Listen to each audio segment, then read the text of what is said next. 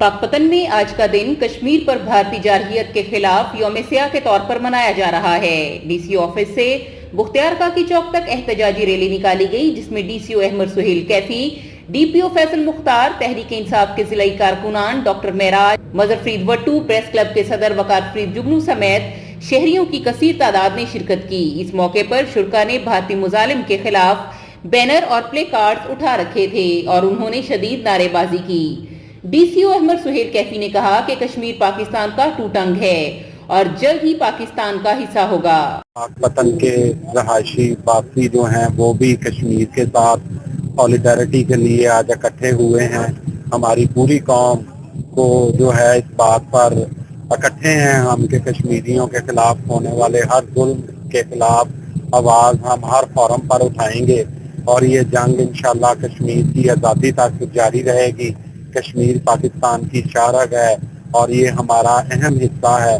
انشاءاللہ تعالی و عزیز وہ دن دور نہیں جب کشمیر ہمارا جو ہے باقاعدہ طور پر حصہ ہوگا اور وہ اپنی مرضی سے زندگی وہاں گزار سکیں گے۔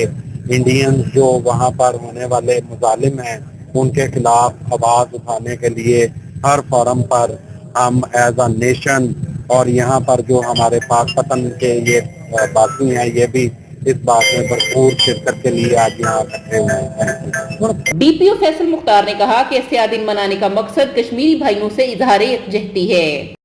اس کا مقصد یہ ہے کہ ایک تو دنیا کو باور کروانا کہ جو کشمیریوں پر ظلم ہو رہے ہیں وہ ظلم جو ہے وہ پاکستان اور اس کے رہنے والے لوگ وہ بالکل نہیں مانتے، اور کشمیریوں کو بھی یہ بتانا ہے کہ پاکستان کے لوگ، پاکستان کی عوام جو ہے وہ آپ کے ساتھ شانہ بشانہ کھڑی ہے اور آپ کا حق خود ارادیت کا جو کیس ہے وہ ہر فورم پر ہر جگہ پر ہم لڑیں گے۔ تو آج یہ ریلی جو ہے یہ بھی اسی سلسلے میں نکالی گئی، تو انشاءاللہ تعالیٰ ایک دن جو ہے وہ کشمیر آزاد ہو کر رہے گا انشاءاللہ تعالیٰ۔ تحریک انصاف کے مقامی رہنما مظفر فرید وٹو نے کہا دنیا میں کہیں بھی مسلمان تکلیف میں ہو تو ان کی مدد کو پہنچو، یہ ہم ہر مسلمان کی ذمہ داری اور ڈیوٹی ہے۔ کشمیری ہمارے بھائی ہیں، پچھلے 74 سال سے جو وہ جنگ لڑ رہے ہیں، ہمیں ان کی بھرپور حمایت کرتے ہیں، ہم ان کے ساتھ ہیں، اخلاقی بھی ہر قسم کی سپورٹ ہم کریں گے انشاءاللہ تعالیٰ۔ جہاں بھی ہمیں ضرورت پڑی بحیثیت مسلمان، ہم اپنے بھائیوں کی مدد کے لیے ہم تیار ہیں، ہر وقت تیار ہیں انشاءاللہ۔